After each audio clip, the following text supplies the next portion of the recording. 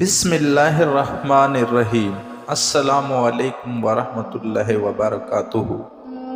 Islamic insider info کو دیکھنے والے پیارے خیریت سے ہوں گے۔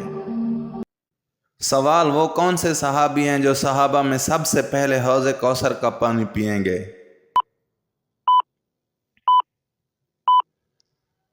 جواب: حضرت صلی اللہ علیہ وآلہ وسلم نے فرمایا کہ سب سے پہلے میرے حوض سے صہیب رومی رضی اللہ عنہ پانی پئیں گے۔ سوال: جہنم کی آگ مسلمانوں کے جسم کے کس حصے کو چھوڑ کر باقی جسم کھائے گی؟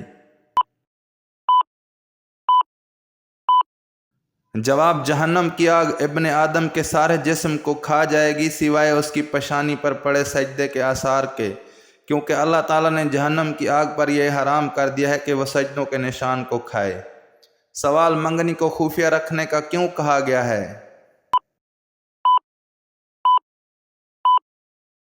جواب: دین حنیف میں منگنی کو عام نہ کرنے کی ترغیب دی گئی ہے۔ منگنی کی تقریب کم سے کم افراد کی موجودگی میں ہونی چاہیے، جس میں نہ جھنڈے گاڑنے کی ضرورت ہے، نہ دف بجانے کی، اور نہ دیگر اعلانات کے ذریعے اختیار کرنے کی۔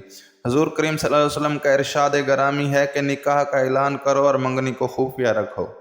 سوال: حضور پاک صلی اللہ علیہ وآلہ وسلم کے 11 چاچاؤں میں کتنے ایمان لائے؟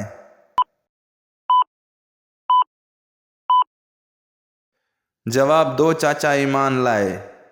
سوال: کون سے غریب انصاری رات بھر پانی نکال کر ایک کھیت سیراب کرتے رہے؟ اس کے عوض 4 سیر چھوہارے ملے، 2 سیر چھوہارے بیوی بچوں کو دیے اور 2 سیر آپ صلی اللہ علیہ وآلہ وسلم کی خدمت میں پیش کر دیے۔ جواب: حضرت ابو عقیل انصاری رضی اللہ تعالیٰ عنہ۔ سوال: حضرت یوسف علیہ السلام اپنے کنویں سے نکالنے والے قافلے کے ساتھ مصر جا رہے تھے۔ راستے میں ایک قبر پر آپ علیہ السلام نے دعا مانگی تھی، بتائیے وہ قبر کس کی تھی؟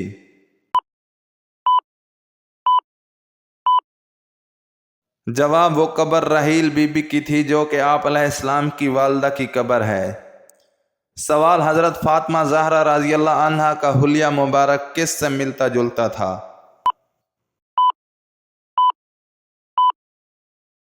جواب: حضرت فاطمہ زہرا رضی اللہ عنہا کا حلیہ مبارک رسالت مآب صلی اللہ علیہ وآلہ وسلم سے ملتا جلتا تھا۔ حضرت عائشہ رضی اللہ عنہا کا قول ہے کہ فاطمہ کی گفتگو، لب و لہجہ، نشست و برخاست کا طریقہ بالکل حضرت صلی اللہ علیہ وسلم کا طریقہ تھا، اور رفتار بھی بالکل حضرت صلی اللہ علیہ وسلم کی رفتار تھی۔ سوال: بتائیے سلطان الحدیث کن کو کہتے ہیں؟ جواب: حضرت ابو ہریرہ رضی اللہ عنہ کو سلطان الحدیث کہتے ہیں۔ سوال: قوم لوط کے مسکن شہر سدوم اور عمورہ کہاں واقع تھے؟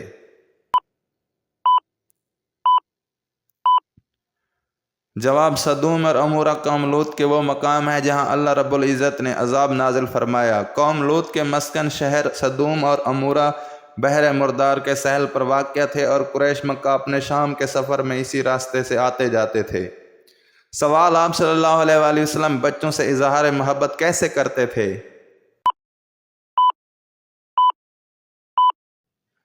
جواب: آپ صلی اللہ علیہ وآلہ وسلم بچوں سے اظہار محبت کے لیے انہیں بوسہ دیتے اور چومتے۔ حضرت ابو ہریرہ رضی اللہ عنہ کہتے ہیں، رسول اللہ صلی اللہ علیہ وآلہ وسلم نے حضرت حسن بن علی رضی اللہ عنہ کا بوسہ لیا، اور آپ صلی اللہ علیہ وسلم کے پاس حضرت اقرا جابس تمیمی رضی اللہ عنہ بیٹھے تھے۔ کہنے لگے، میرے 10 بیٹے ہیں، میں نے ان میں سے کبھی کسی کا بوسہ نہیں لیا۔ رسول اللہ صلی اللہ علیہ وآلہ وسلم نے اس کی طرف دیکھا اور فرمایا، جو دوسروں پر رحم نہیں کرتا اس پر اللہ کی طرف سے بھی رحم نہیں کیا جاتا۔ اسے بخاری نے روایت کیا ہے، حوالہ ساتھ میں درج ہے۔ سوال: وہ کون سا بادشاہ تھا جس کے سر پر ہتھوڑے مارے جاتے تھے؟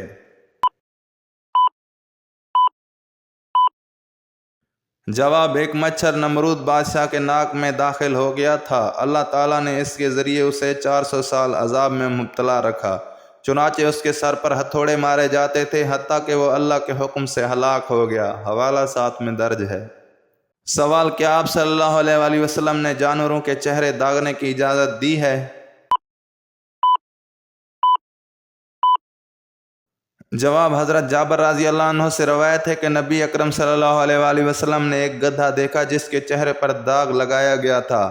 آپ صلی اللہ علیہ وآلہ وسلم نے فرمایا، کیا تمہیں معلوم نہیں ہے کہ میں نے جانوروں کے چہرے پر داغ لگانے سے والے یا جانور کے چہرے پر مارنے والے پر لعنت کی ہے۔ پھر آپ صلی اللہ علیہ وآلہ وسلم نے ایسا کرنے سے منع فرمایا۔ اسے ابو داؤد نے روایت کیا ہے، حوالہ ساتھ میں درج ہے۔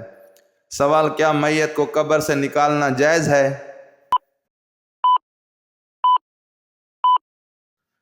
جواب: میت کو دفن کرنے کے بعد اسے کسی ضرورت کی وجہ سے نکالا جا سکتا ہے، اگرچہ کچھ اہل علم کا خیال ہے کہ اگر میت کو غسل یا جنازے کے بغیر دفن کیا گیا ہو تو اسے غسل دینے اور جنازہ پڑھنے کے لیے قبر سے نکالا جا سکتا ہے۔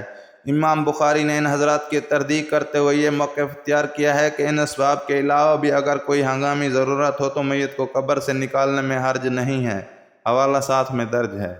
سوال: اگر جنت میں رات نہیں ہوگی تو جنتی آرام کے اوقات کیسے پہچانیں گے؟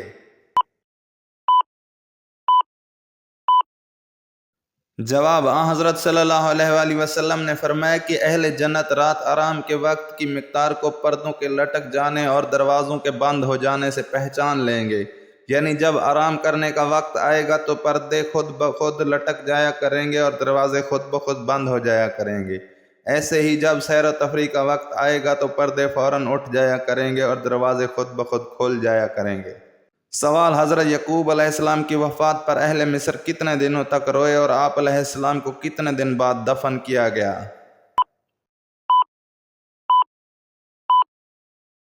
جواب: آپ علیہ السلام کی وفات پر اہل مصر 70 دن تک روتے رہے، اور جب حضرت یعقوب علیہ السلام کا انتقال ہو گیا تو حضرت یوسف علیہ السلام نے باوجہ شدت غم ابتا اور حکماء کو بلایا تو انہوں نے حضرت یعقوب علیہ السلام کے جنازہ کو دوائیوں کے ذریعے 40 دن تک روکے رکھا۔ 40 روز کے بعد آپ علیہ السلام کو مقام جبرون، جو ایک گڑھا تھا جس کو حضرت ابراہیم علیہ السلام نے خرید کر کھدوایا تھا، اس کو کھدوانے میں 7 دن لگے تھے۔ اس گڑھے میں آپ علیہ السلام کو دفن کیا گیا۔ یہیں آپ علیہ السلام کے آبا و اجداد یعنی حضرت ابراہیم و اسماعیل اور اسحاق کا مدفن ہوا تھا۔ سوال: حضرت علی رضی اللہ عنہ کی روایت کے مطابق حضرت عثمان رضی اللہ عنہ کو فرشتوں کی دنیا میں کس نام سے پکارا جاتا ہے؟ جواب: حضرت عثمان رضی اللہ عنہ کو فرشتوں کی دنیا میں ذو النورین کہا جاتا ہے۔ سوال: حضرت آمنہ رضی اللہ عنہ کے لال نے ساری زندگی میں صرف ایک بدبخت کو اپنے ہاتھ سے قتل کیا، کیا آپ اس کا نام بتا سکتے ہیں؟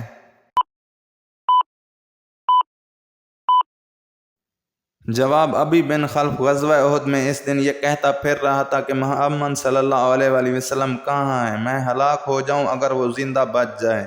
اس طرح کہتا ہوا وہ آپ صلی اللہ علیہ وآلہ وسلم کے قریب آیا۔ صحابہ اسے روکنے کے لیے آگے بڑھے لیکن آپ صلی اللہ علیہ وآلہ وسلم نے فرمایا اسے آنے دو۔ جب وہ قریب آیا تو آپ صلی اللہ علیہ وآلہ وسلم نے حارث بن السامہ کا بھالا اٹھایا، اور راوی کہتا ہے کہ اس موقع پر بعض لوگوں سے یہ بات بھی نقل ہوئی ہے کہ جب آپ صلی اللہ علیہ وآلہ وسلم نے بھالا اٹھایا ایک بجلی سی کوند گئی اور ہم اس طرح جھرجھرائے جس طرح جب اونٹ جھرجھرا لیتا ہے تو اس کے روئیں جھڑ جاتی ہیں۔ پھر آپ صلی اللہ علیہ وآلہ وسلم اس کے سامنے جا کر اس کی گردن میں نیزہ پیوست کر دیا، جس سے پہلے وہ کئی مرتبہ اپنے گھوڑے پہ چکر کھا گیا۔